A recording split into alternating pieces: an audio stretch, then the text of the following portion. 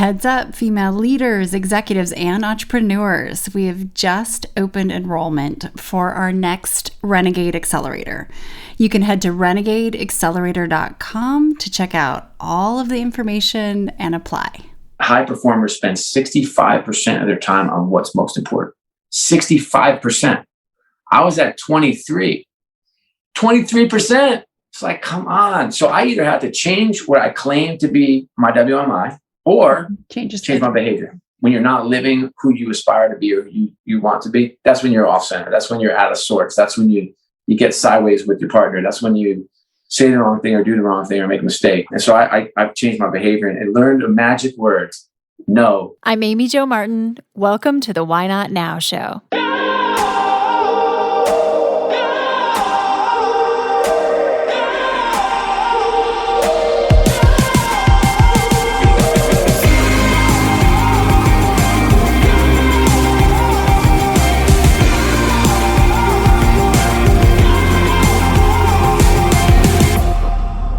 You know that thing you've been thinking about doing? Yeah, that one. Why not now? Have you ever actually taken the time to ask yourself, what's stopping me? Let's talk it through. This is your chance to give that idea the attention it deserves and take action. Each episode, I have a chat with a fascinating person, from entrepreneurs to athletes, celebrities, my parents, rocket scientists, and all walks of life.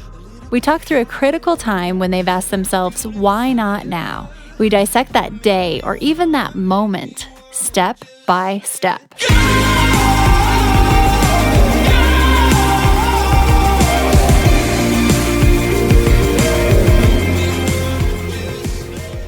Today we have Scott O'Neill on the podcast.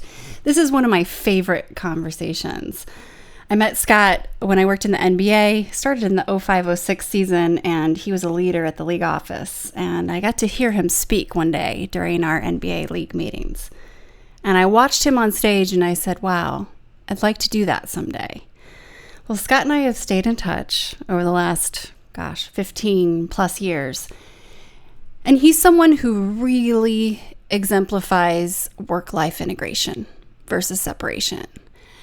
And someone who performs at such a high level as a leader of a global company. He's now the CEO of Merlin Entertainment. So if you think of theme parks like Legoland and other global entertainment destinations, that's the company that Scott leads and runs. And he's found a way to blend his passion for all aspects of life and make it work for the most part. So he's the author of a book called Be Where Your Feet Are. And he talks about some of his principles that allow him to execute on this idea of when you wake up, you run toward what you do for your profession and you race toward it. And then at the end of the day, you race toward home to that family. And his tactics, his literal ways of executing on this are what's shared in this conversation, as well as in his book. He has led many different companies. He, from the NBA to the president of Madison Square Garden. He was the CEO of the Philadelphia 76ers, not to mention at the same time, the CEO of the New Jersey Devils, NHL, along with, several other extremely impressive lists that he has on his LinkedIn resume. But what's most impressive to me is his consistency as a leader and his ability to bring heart into everything he does while executing at such a high level of performance that brings results. So you will hear terms and things that I use daily in my life from Scott in this conversation. And without further ado, here's Scott O'Neill.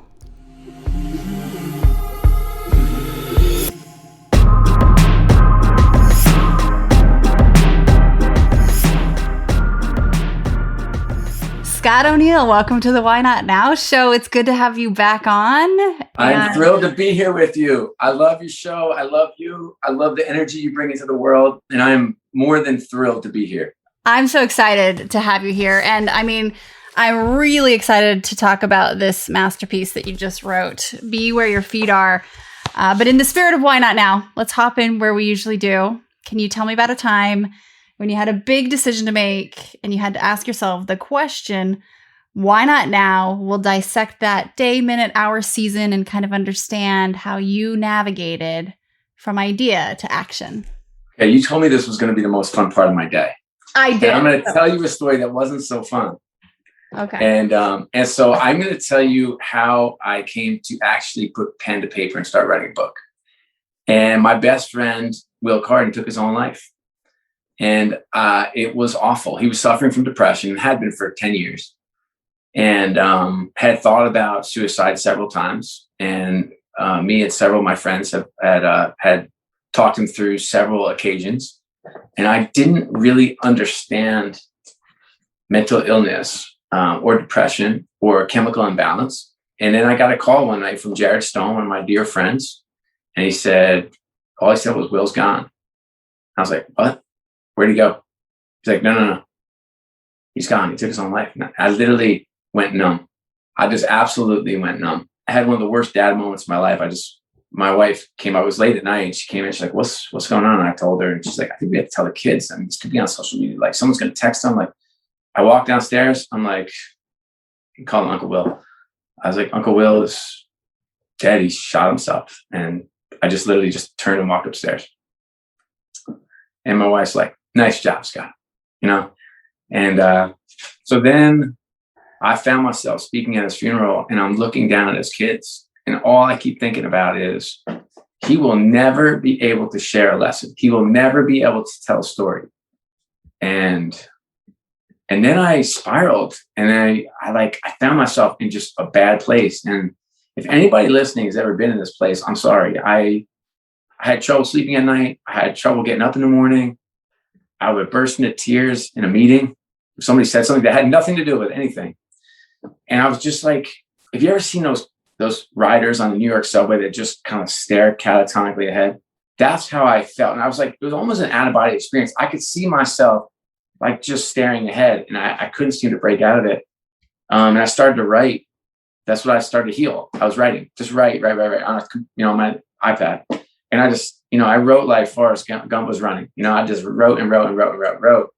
And it started just nonsensically. And then it started to just kind of pull together concepts. And I got to a point where I had literally written 300 pages. And I'd started to reach out to friends, and they were sharing stories with me. And every story that people were sharing, because I started to share like my most vulnerable moments. And my friend came up, actually Lisa's friend, but he's my friend too, but she's closer to him. Randall Wright came up, and he's written several books. And he's like, your purpose in life is to develop people. He said, that's what makes you happy. He said, what makes you most happy? And I was just telling him, I do this meeting and this meeting. And, I was telling him about the joys that I have in life, and my joys are other people's successes. And he's like, you're built to help people. Like, this can help people. And I was like, I don't know. This is like raw.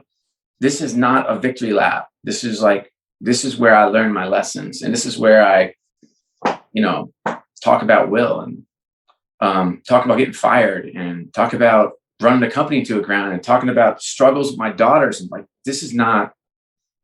And he's like, can you imagine if you can help one person? So I went through you've been through this process before. It's hard to go from there to a book. And then I called my sister-in-law, and she connected me to Jan Miller, who's this great agent. And we share the same agent. She's amazing. And Jan, she's a unique character, but has sold over 2,000 books, discovered Stephen Covey, put out a New York Times bestseller like you. And so to get her to represent you, you're in really good hands. And as she said, I can sell anything. And then she connected me with a great writer, Michelle Bender, who actually put all this together. And then St. Martin just bought the book, and the rest is kind of the fun history of it. But my why not now moment is 100% staring at that altar, delivering a eulogy. Oh, yeah. In the book, just reading that part and this whole section, it's interesting that talk us through that real quick, because for people who haven't read it yet, tell us what that was like. Well, I'm a crier anyway. I've choked up 3 times already. So I am okay with my emotion. I love emotion. I love to laugh and cry every day. I really do. And that wasn't too cool when you were 13 years old, by the way, or when you were 15, or when you were 18. But as you get a little older, I think, the weight of moments become more important. The gravity of conversations become more relevant. You feel, you get to feel more. So I guess my age is caught up with my emotion over time. And I was a disaster. I had my kids just tell me, like, it's going to be okay, Dad. Like, they told me that 1,000 times. But walking in, we had gone to the church the night before, and we'd set up chairs. And he was like just a larger than life personality, fun, full of love and service. And so this was a big church. I think it sat like 1,200-1,500 people. It was huge. And by the time people started rolling in, they'd actually put chairs and video up in the classrooms alongside the church, because it was packed to the gills. There were people like 15 deep on the stage in the back. It was heavy. It was a heavy time. And I finally had pulled it together. I got up, I worked out. I was in Arizona at this little resort, and they had like a little like makeshift chapel. So I just went there and just chilled there by myself for an hour. I came back. I was like, I'm good to go. I literally walked in. My daughter's like, yay. I'm like, no, I'm good. I'm gonna head over early, but I'll see y'all over there. And we just had this like party the night before, which was so surreal. It's like, funerals are like, they're amazing. Like, they're not what this funeral was for me, the actual funeral, but like, it's these incredible celebrations. Like the funeral for my dad, it's a party for 500 people. Everyone you love comes together. It's so awesome. And then remember, I got to the church and I saw the bishop there that I met the night before. He's like, you okay? I'm like, yeah, I'm good. And then I just kind of fell apart again. And I was like, so how's this work? Like, who's speaking in my church? Like, it's Church of Jesus Christ of Latter-day Saints, and they have these apostles, and 2 apostles were speaking at his funeral. He's very close to these 2 guys. And I was like, oh, great, and it's just great that they were coming and pay tribute to this great man. It also is like, just puts more weight on everything, and so I was like, hey, Bishop, like, where do I sit? Like, because I knew there were going to be a lot of people there. And so a lot of our good friends were sitting on the stage, on the stand, which was pretty neat. And then I just kept seeing like familiar face after familiar face. I just sat. He's like, just stay to the right. It's like all the dignitaries and like, the church people, they'll all be on the left. Just stay on the right. And I was like, all right. So I sat right against the wall, and I was just drinking my water and reading over my talk. And then I felt like this grip on my arm, and it was one of the apostles, Elder Anderson. He's like, Brother O'Neill, what are you doing over here? I was like, hey man, I'm just trying to stay out of the way. Like, he's like, no, this isn't going to work. He's like, let's go. You're sitting with me. And so he's like, he has this vice like grip, just takes me across the stand, and I can feel, because he's, it'd be like a senator walking you across there, or like if you're a Catholic, like an archbishop or some big dignitary walking you across the stage. All the eyes are following him, and he walks up, and I don't know who the guy was. He's like, Brother O'Neill sitting here, so I'm sure. So I'm good. I just want to, be here. And we sit down, and I just, just like let go of my arm. And I was like, okay. And then this guy got up and he gave this like longest prayer in the history of prayers. And you ever like sit in church and you do like the Popeye thing where you open one eye? Like, I was kind of doing the Popeye. I had the eyes closed, and it was so long. I gave like the little one eye. What is happening up there? And I knew I was first. And so I was starting to stretch, my heart rate was going. And then he grabs my arm after the prayer. He's like, this is not entertainment. This is the house of the Lord, and blah, blah, blah. This is not. And I was like, is he talking about me? Is he talking about that guy? So I scratched like 2 jokes, like as fast as I can. I just scratched off my thing. And then like my name's called. I'm like, okay. And I get up and I gave my talk. And essentially it was a talk where I gave a message to each of the kids. Oh, right. And then it was it was amazing. And I guess it was going a little long because I got tapped 3 times and I was like, yeah, I'm not ready. And then it was over. Then you go home, and just like any other funeral you ever been to, whether it's your mom, your dad, your brother, your sister, your friend, your neighbor, and then, life happens, but I still couldn't dig out.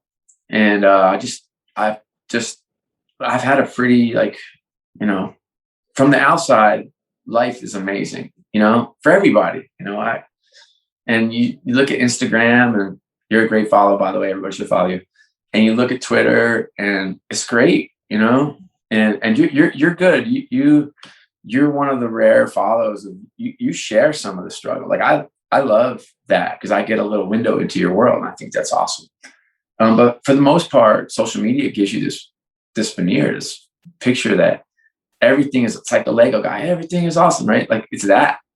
And there's nothing wrong with that. Like there isn't. Like it's because I do want to see like the happy moments. I do. Like I want to see the graduation, or the kid got out of school with a winning goal, and the new boyfriend or what. Like I love seeing that stuff. I really do. I'm not cynical. I actually love it. I just want everyone to understand that like life's messy. Mm-hmm. It is. Mm-hmm. And like when we were young, we thought everything was the fairy tale. And it's not that you can't have that fairy tale. It's just that getting to that fairy tale is not like hopping on the horse and eating an apple and strolling through the kingdom and having the wedding. Like that's not what it is. It's the joy that we find in the struggle. It's the joy that we find in the connections when we trip and fall. It's the joy that we find when we learn this most incredible lesson from a failure we had. That's the joy. That is the Disney moment. It's not the crowning. Mm-hmm. And I think that's something I'm not sure we could ever penetrate on social media. And so it kind of, if I'm with my 14-year-old daughter and her girlfriends are all together and they're making TikTok videos, to her, that's the eye of the storm. I'm like, nah, it's not the eye of the storm. You good. But to her, it is. My other one, all my daughters crash cars. It's like, it's kind of a thing in our house. And so, my latest one to crash a car, by the way, insurance companies will throw you off their insurance. We're off insurance. So we have to go get whatever the state insurance is. Okay. For the desperate of the desperate, that actually happens. But she crashed a car. She's the eye of the storm. That's the end of the world. I'm like, the only end of the world is like, you're okay. That's my world. I care about the car. I mean, you're a terrible driver, but I don't care about the car. And so I think for me, part of Be Where Your Feet Are is just about what I'm talking about. It's about let's get a little vulnerable. Let's share moments so other people can understand what life looks like, what life really is like. And that if you're in one of those holes, if you crash your car, if you get a divorce, if you struggle with pregnancy, or you have miscarriages, or you lose your job, or you get fired, or you run a company into the ground, or you have a daughter with social anxiety, all this stuff's happened to me, by the way, all that stuff, everything I mentioned, right? Your friend takes his own life, or anything else that's important to you, that it's going to be okay. It will be okay. And you have to figure out a way to get through it. And if you're struggling, raise your hand and get help. Mm-hmm. And if you're feeling great about yourself and your glass is full and life is good and the wind is at your back, be aware. Like flip on Zoom and see who has their video off. Or, if someone's voicemail box is full, reach out or stop in at a neighbor who you haven't talked to. Or like, we need to help each other. The world needs connection. We need people. We need each other. And that's the joy. We're going to take a quick break and we'll be right back. Hi, everyone. If you are digging this podcast, please do us a favor and subscribe, rate, and review on iTunes. It just takes a moment and it means a ton to us. Oh my gosh, so many things that you just touched on that are on my list of wanting to just double down on and double click here. So first of all, you talk a lot about how isolation is kryptonite in the book. And for anyone listening, what you just heard Scott share, I can't underline that enough as well.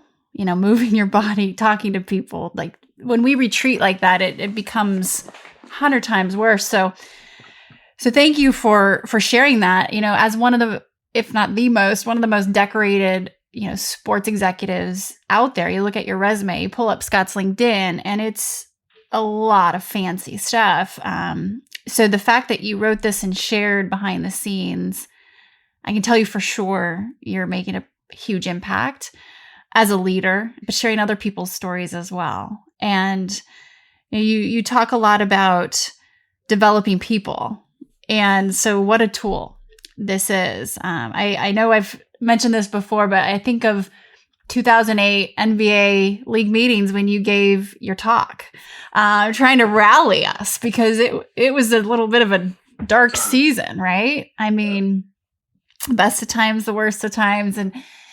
And you talk about being kind of in that sage season and sharing these other stories.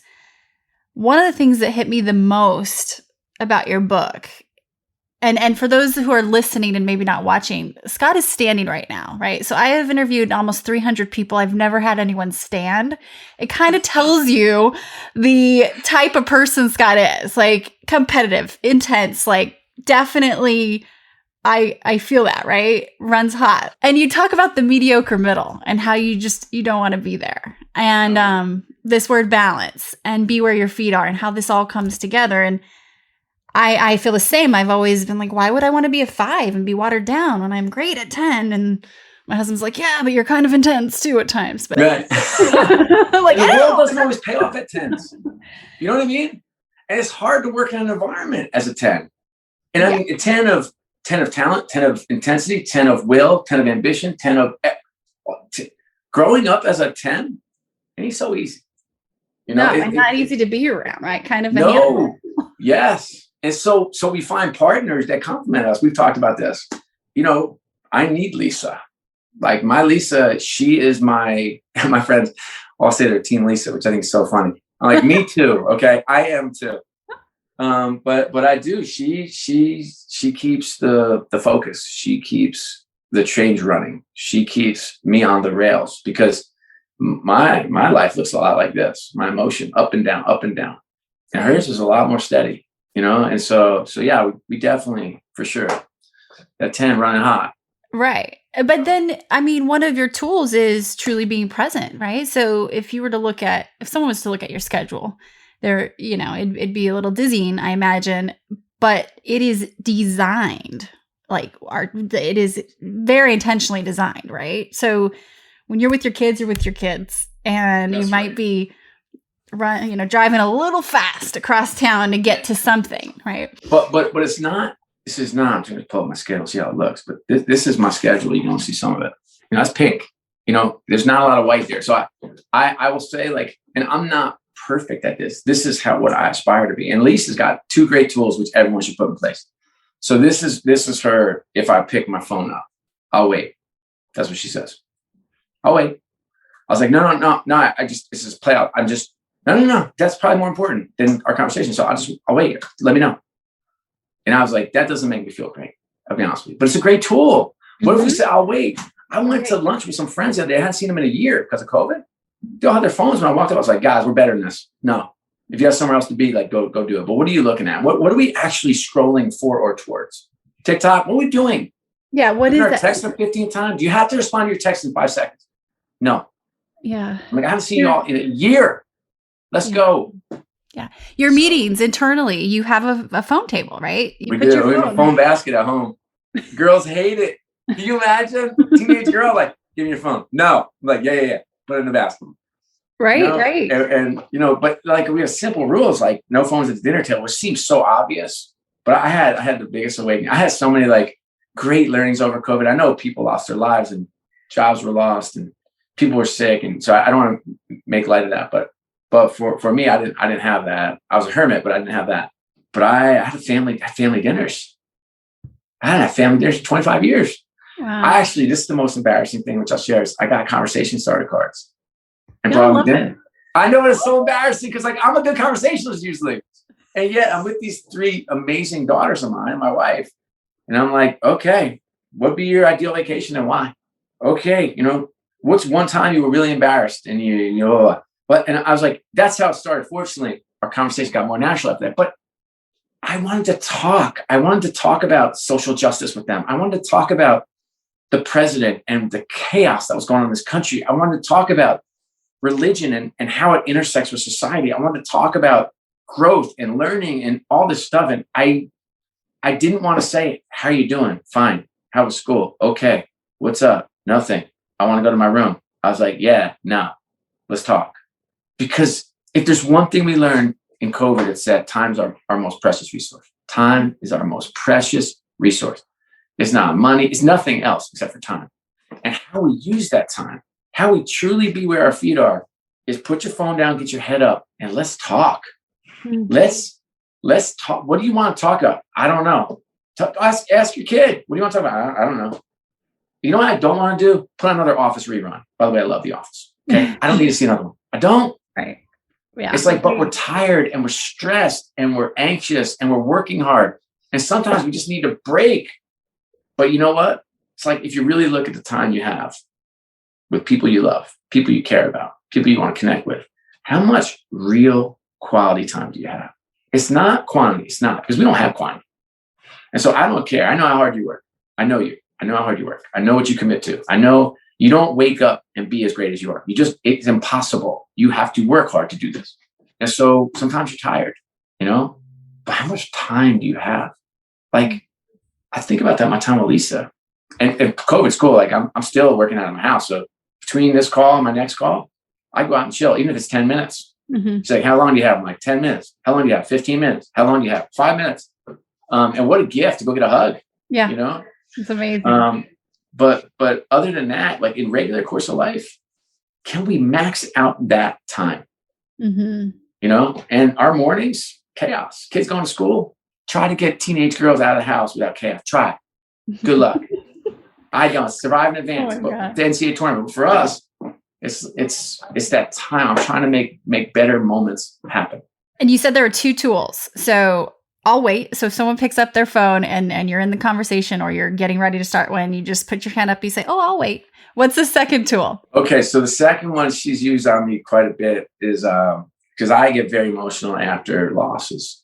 Okay. Now I have a big business now. I mean, we have the Sixers and the Devils and an innovation lab and a venture fund and a real estate company and a sports marketing company, esports business, et cetera, et cetera, et cetera.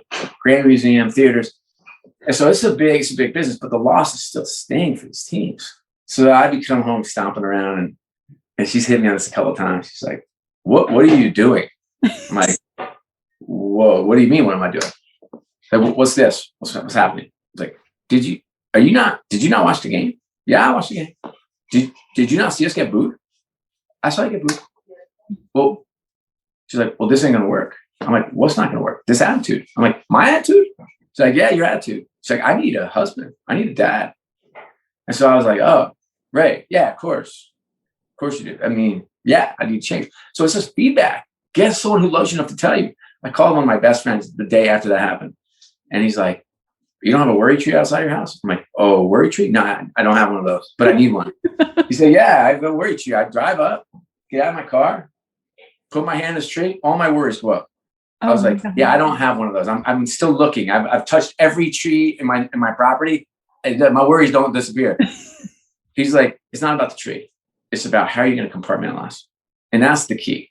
And so, and whether that's you drive home or some of us work at home, it's harder, but what does that compartmentalization look like? Do you need to, for me, it's if I'm in the car, I howl at the moon.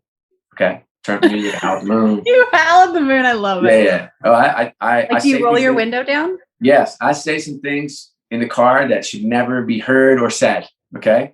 And then I get home and I'm back. And I literally pull in and I'm back. And when I'm at my best, I walk in, put my phone in the drawer and I engage.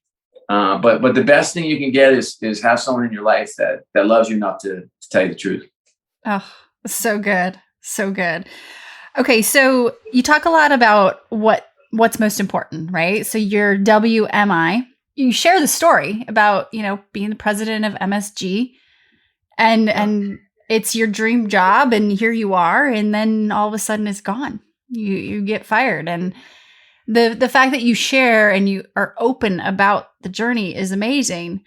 But what I circled was after you got through, I mean, first of all, can you tell us a little bit about the conversation with your mentor who was like, yo, you need to check out and go on vacation. Like that was a powerful moment.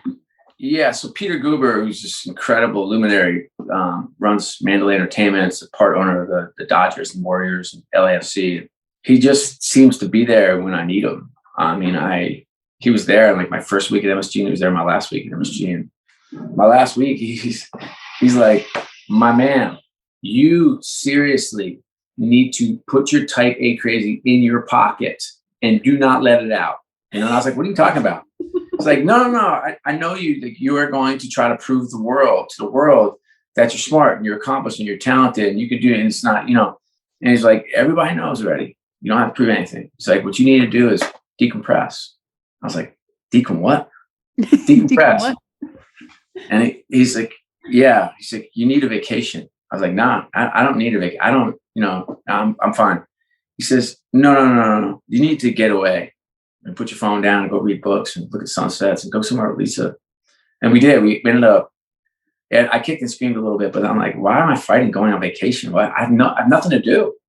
There's no, I'm not going to respond to anybody. Like, it's amazing when you leave a job like that, the volume of email traffic goes, it goes from 300 to 30 a day, and that's your mom saying, hey, honey, just checking up on you. Yeah. And so we went down to Cabo and I just read. I just would get up in the morning and watch the sunrise and read, and phone never left the room. Hung out by the pool, went on a horseback ride, which I didn't love, but it was great. And then I took the girls out of school and we went to Europe. They'd never been to Europe. So they were young at the time. And they still say that's the best vacation we've ever had. We've had such fun vacations. And like, you wonder, why is that the best vacation I ever had? It's not because we went to London and Paris. By the way, great cities. I love them both.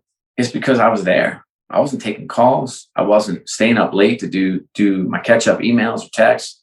I wasn't interrupting to take a quick conference call. I was wholly where my feet were. Wholly present. Yeah, that's a really special time. I advocate that for everyone that is in a transition. It's like, you have to decompress. And I don't mean to say everyone can take a trip to Mexico or Europe. I mean, I just was in one of those jobs where I got a big severance. I mean, it's part of my contract. So God bless America. But decompression isn't about going to a fancy place. It's about finding an escape, shutting down. And that's about, you can go to wherever you feel happy. That can be in the woods somewhere. It could be on a farm. It could be traipsing across the country in a Winnebago. You've got to find that peace and find yourself again. I just find, like, I don't know. It's like you get on these jobs and you're just on that treadmill and you are going 100 miles an hour. And then you hop off and you start to read again and think again and learn again and talk to people, reconnect, and just try to find yourself. Make sure you're whole. But the WMI, for me, the best exercise that anyone could ever do, if you only do one thing coming out of this podcast, you just write down personally, relationship-wise, and at work, what are the three things that are most important? Like, what's critical? What is most important? 3 things for each. And then take your calendar and map your calendar to those 9 things. And you will be humbled, okay? Because I was. Where I hope you're not as humbled as I was. I had 23% of my stuff. I did a week audit. 23% of my stuff was spent on the 9 things that I claim to be most important. Mm-hmm. I had this executive coach, Brendan Burchard. He's amazing. He says that all his research, or interviewing 10,000 executives, that high performers spend 65% of their time on what's most important. 65%. I was at 23%. It's like, come on. So I either have to change what I claim to be my WMI or change my behavior. I got one or the other, right? Because you can't live. I always think when you're not living who you aspire to be or you want to be, that's when you're off center. That's when you're out of sorts. That's when you get sideways with your partner. That's when you say the wrong thing or do the wrong thing or make a mistake. And so I've changed my behavior and learned a magic word. No. Yeah. Yeah. Right? Full sentence right there, isn't it? Wow. Okay. So there was another time after the startup, But before you joined Teambo in the NBA, which is when I got to know you, and you talked about getting back maybe after you got your MBA. But anyway, you made 200 phone calls in a matter of a few days. And I read that and I was like, no, I know obviously he did that. There are very few people that would do that, and not emails, phone calls. So for those people who are listening right now and they're pivoting or they're wanting a big change, what a signal. Pick up the phone. We just don't do that as much anymore. We text, we email. But what did that sound like? Yeah. Well, I do want to take them back a little bit, because I just talked about leaving MSG and having severance and everything was awesome. And I'm like on vacation in Cabo. This was very different. This was out of work, out of luck, out of money. This was foreclosure notices on my house. That's what this was. This was, I was not in a good emotional state. I had just lost a lot of money for a lot of people, $15 million. I had just like fired 53 people, including my brother, some of my best friends in the world, who I conned into coming into this, let's go change the world company. So I was not in a good headspace. And for me, I retreat to basketball. That's like my escape from the world. Everybody needs an escape from the world. And that's when I started. My wife's like, have you played any pickup lately? She's like, she's my big prompter. I was like, yeah. Get yourself together. She's like, hey, have you read this book? So that's Lisa prompting me. And I had my oldest, who's now 21, was just turning 1. So she's just starting to walk. So I go on these long walks and I had this long talks with her. She had no idea what I was talking about. I just talked to her, and I started to find myself again. So I just don't want to pretend that like everything was great. And I picked up the phone and got a job, because that's what happened. But it was 3 months of me fumbling and struggling and not picking up the phone and not sending an email and not having I still don't have a resume. I haven't had a resume. It's been 15, I guess, a long time. I was like, you just read my bio. I don't know how to do a resume. But yeah, no, then I went into action. I came home one day. I remember the moment. Like I was walking with Alexa. I have a picture of that day. And it's me. I have a big umbrella on. I have my Hoops TV shirt on. It says ball on the back. And she would always be pushing this cute little stroller. And she's the cutest little kid. She had always wore sunglasses, even when it was raining. She had sunglasses on. Really cute. It was cute little sandals that girls have. And she's pushing her stroller, and I got this umbrella. And I come back, and I just remember saying to Lisa, like, I'm ready to go. And she's like, all right. Well, I'm sure she's like, because she handles all, she pays the bills and manages, I never have dealt with any of that stuff since we've been married 25 years. So I didn't even understand the financial pressure we were under, which she was hiding. And then I came home. She's like, what are you going to do? I said, I'm going to call everyone I know. And she's like, what are you going to tell them? I was like, I'm going to tell them I'm looking for a job. I need help. And that's something that hasn't been I'm not good at asking for help. It's not my strength. I love helping people. That's my joy. Lending a hand, helping someone, talk through a career change or challenge, or find something new, or take on a new business, or start a business. That's stuff I love, helping. But picking up the phone and saying, hey, I need you, was hard. And I just went. And so I just made a list, put the numbers down next to it, called, and had my way. And, fortunately, within 3 weeks, I had really interesting things that I was talking through. And it was fun. And I ended up at NBA at Teambo. I almost went to work for Tim Lewicki at AG, which would have been really fun, because that was before AG really exploded. But that was what I was really interested in. And I talked to Paul Fireman at Reebok, and they'd just done the NFL deal about running that JV. That would have been a cool job as well. But something about the NBA and David Stern and Adam Silver, I couldn't get enough. And what they wanted me to do, I thought was the coolest job of all time. And my interview with David Stern was kind of funny. I don't think I say this in the book, but when I went in to interview, Adam Silver walked me. Seth Berger, who founded the N1, who's my partner at Hoops TV, who works with me now, runs the innovation lab at the Sixers in the Small World Story. He called Adam, was like, Scott's the guy. He should work the NBA. So Adam, calls me back and connects with David. And he's like, you need to go see the commissioner. I was like, okay. So I go in and see the commissioner, and he has his back to me for 20 minutes in the interview. So this is right there. So what can you possibly do for me? What? From Hoops TV, like that, 20 minutes. And Adam's there, and just like Adam has this amazing way with people. He's like, well, David, I'm not sure if you remember Scott's background, but let me just walk you through it. He walks through the background. He has spent his career at teams before Hoops TV. the last time I'd seen him, he'd been threatening, like, you'll visit every lawyer down the way, because with the footage we were using and all stuff. So he was threatening me. So, and then he turns around, like after 20 minutes, he's like, all right, go see Bernie Mullen right now. I was like, okay. Or he's like, you don't know who Bernie Mullen is? I said, no, I don't. He's like, yeah, Linda will take you down to Gap. I was like, okay. So I walk in to see Bernie Mullen, who's running Teambo at the time. They went on to run the Hawks and Thrashers, good friends, amazing guy. And I walk in his office, he's like, okay, so Uncle David just called. Looks like we'll be working together. And I was like, say what? Love it. Oh. Yeah. So that's why I got hired there. So it's like funny how those things, Oh my gosh. And then I had a great run. I worked with Dr. Bill Sutton and Bernie Dr. Mullen. Bill Sutton, yes. Yeah, Danny Hirsch. And that group became, and then when Bernie left to run the Hawks and Thrashers, my team, Chris Granger, he runs the Tigers and Red Wings now, and Tom Glick, who now runs Carolina Panthers, Chris Hex, the president of the Sixers, Dan Reeves, the president of Facebook Sports and Entertainment, Amy Brooks, president of the NBA. It was a crazy team. Like, there was just talent everywhere, so it was a fun time. Yeah. But that moment of calling, and I think you hit the nail on the head. It's like, the phone's not going to ring. Okay. I hate to break it to you. So here's note to self. No one's calling. And I have not had a lot of success with recruiters. I've never had a job from recruiters. And my experience with them, I don't know, maybe I just don't say the right thing or do the right thing, but I have not had a lot of success on that front. And if you do and you're listening, good for you. If you've been placed by great recruiters, that's awesome. What I talk to my team about is, if you're going to go for a job, figure out what you want to do, not what's available. Like, what do you want to do? What's the bullseye? That's what I always ask. What's your bullseye?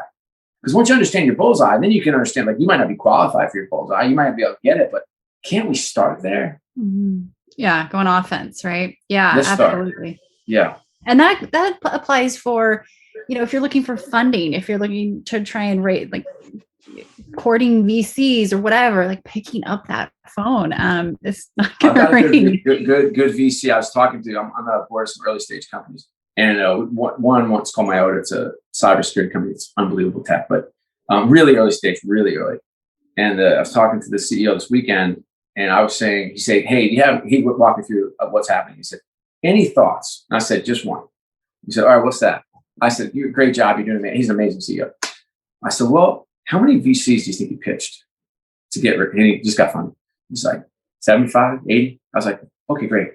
Here's my one thought. My one thought is, you just got your funding. Let's tell all 74 that you just got funding. And once a month, I want you to send a note to each of those 74 that didn't invest. Okay. And give them a little FOMO. Just give them a little. Okay.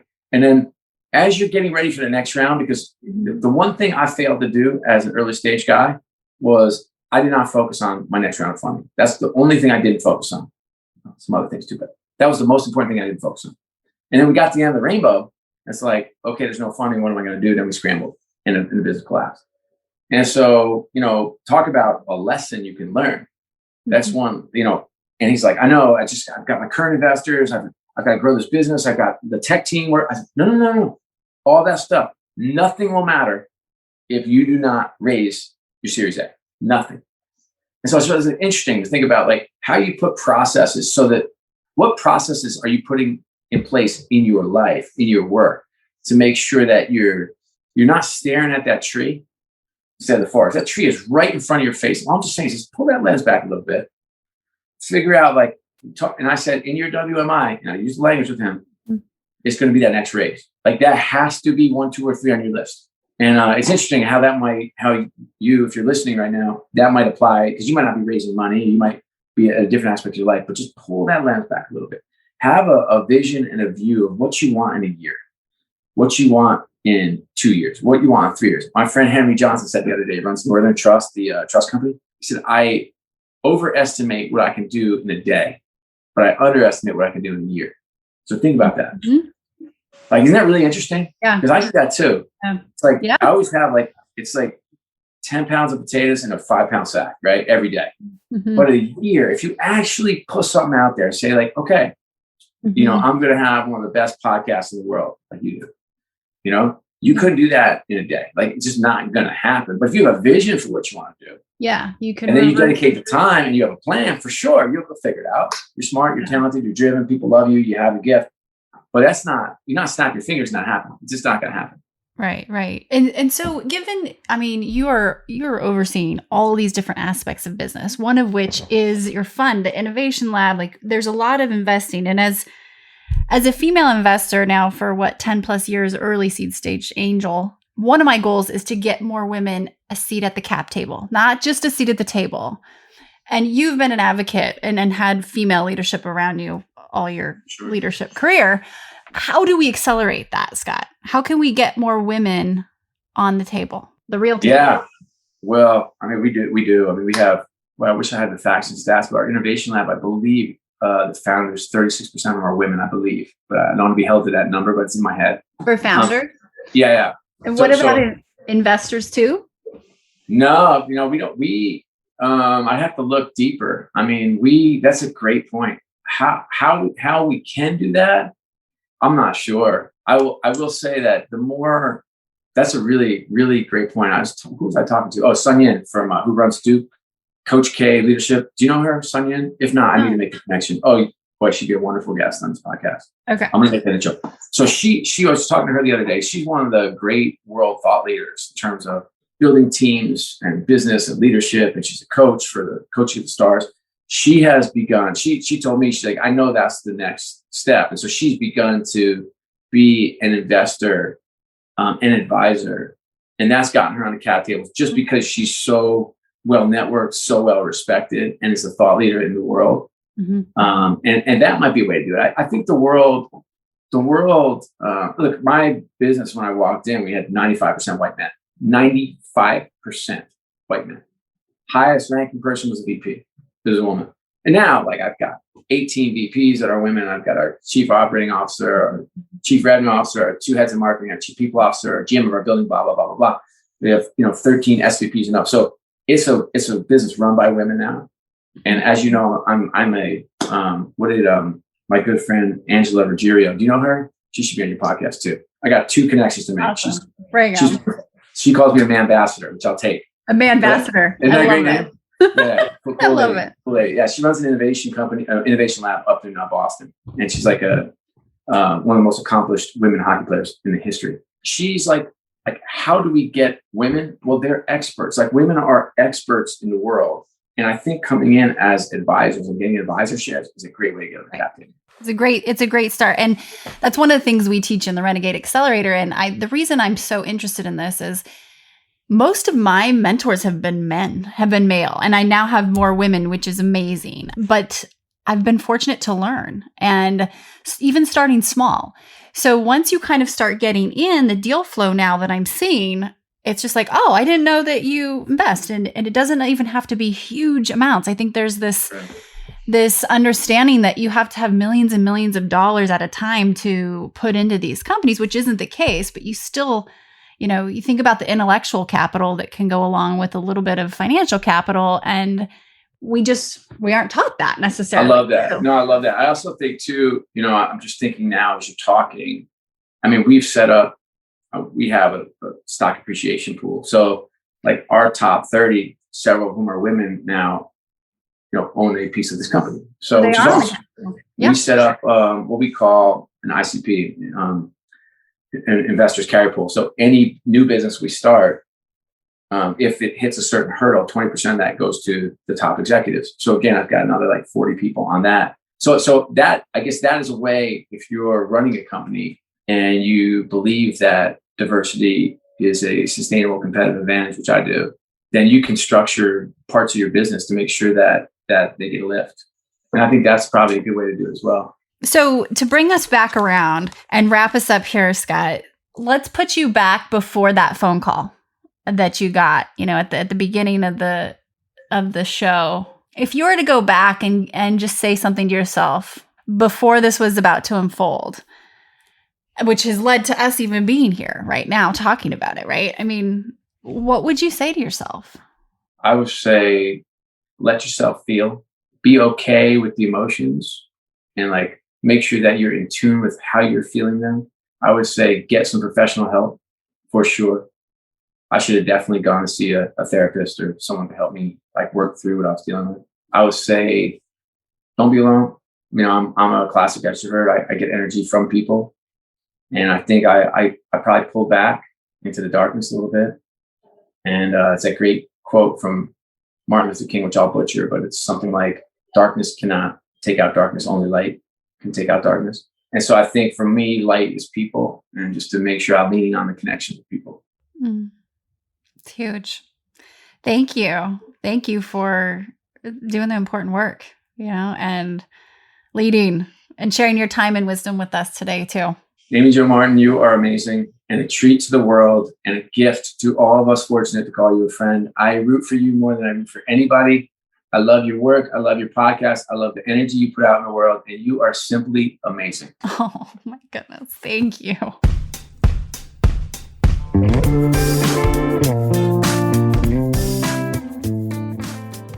Hey everyone, thanks for listening to the show.